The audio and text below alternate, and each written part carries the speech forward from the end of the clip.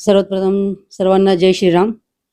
आजची जी घटना घडली ती अतिशय निंदनीय आहे आणि या घटनेचा आम्ही सर्वच शिवसेना उद्धव पक्षाच्या माध्यमातून सगळेच आम्ही पदाधिकारी, महापौर साहेब असतील, आमचे गटनेता असतील, आमचे नगरसेवक असतील आणि आमचे शिवसेना पदाधिकारी आणि युवासेना महिला आघाडी सर्वच जण आम्ही या घटनेचा जाहीर निषेध करतो। घडलेली घटना अतिशय निंदनीय आहे आणि आज आपण बघतोय की शिवसेना उद्धव बाळासाहेब पक्षाचा महापौर आज परभणी महानगरपालिकेवर पालिकेमध्ये आहे आणि हेच पोटसूळ मला वाटतं सत्ताधाऱ्यांना आलेलं आहे। त्याच्यामुळं काहीतरी महापौर साहेबांनी जे जेव्हापासून चार्ज महापौर पदाचा घेतला आहे तेव्हापासून शहरामध्ये काहीतरी बदल घडवण्याची त्यांची जी काही पोटतिडकीने ते जे काही काम करत आहेत, पण हे काम त्यांनी केलेलं हे काम या सत्ताधाऱ्यांना मला वाटते बघवत नाहीये आणि या कामामध्ये कुठेतरी खंड पडावा, हे काम होऊ नये आणि उद्धव बाळासाहेब ठाकरे पक्षाच्या आमच्या या महापौराची प्रतिमा मलिन कशी केली जाईल हे करण्यासाठी मला वाटतं आजची घडलेली घटना असावी। का तर आपण बघतोय की सध्याचे जे महापालिकेतले काही अधिकारी आणि सत्ताधारी पक्षातले पक्ष यांनी मिळून केलेलं हे षडयंत्र आहे हे आम्ही निक्षून सांगतो।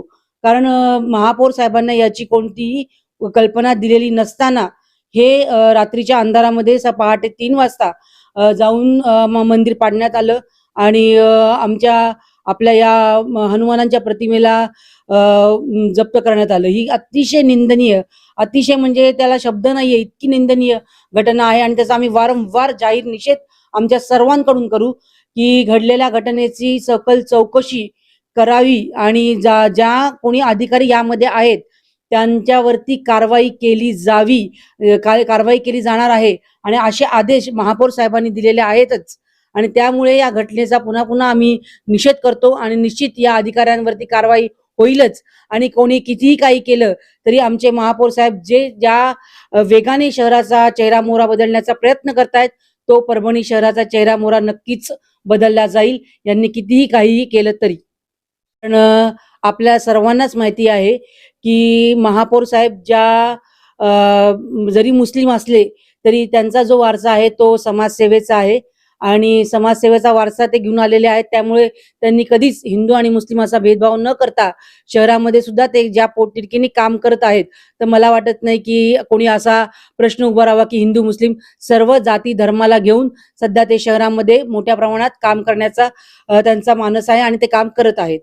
जी घटना घडली यामुळे शहरामध्ये तणाव निर्माण होऊ नये यासाठी मी सर्व नागरिकांना हात जोडून विनंती करेन की घडलेली घटना ही अतिशय निंदनीय आहेच आणि यामध्ये कोणीही जाती धर्माचा ह्याच्यामध्ये कोणताही प्रश्न उभारून किंवा कोणतेही आपल्या शहरातली शांतता भंग होईल हे या पद्धतीने कोणीही वागू नये।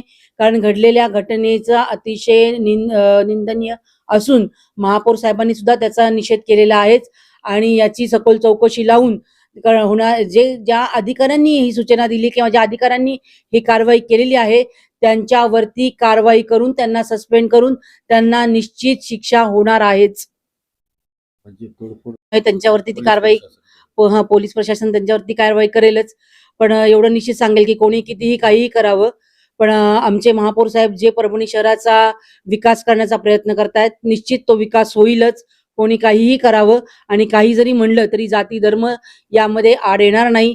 सर्वांना पुन्हा पुन्हा आम्ही विनंती करते माझ्या हिंदू बांधवांना की यामध्ये कोणतीही घटना अनुचित शहरात घडू नये आणि काही ह्याच्यामध्ये होऊ नये। निश्चित की हा आपल्या हिंदू धर्मासाठी खूप अत्यंत जवळचा आणि अतिशय संवेदनशील असा हा प्रश्न होता। प्रश्न म्हणण्यापेक्षा ही घटना घडलेली आहे, पण तरी सुद्धा याकडे आपण सर्वांनी अतिशय मोठ्या मनाने बघून कोणतीही आपल्या शहरामध्ये अनुचित घटना घडू नये एवढं या निमित्ताने सांगेन। आता 2 दिवसामध्ये रामनवमी येत आहे। आपली रामनवमी आपल्याला सर्वांना सुरळीतपणे आणि चांगल्या प्रकारे शहरामध्ये पार पाडायची आहे, एवढंच या निमित्ताने बोलेन। जय श्रीराम।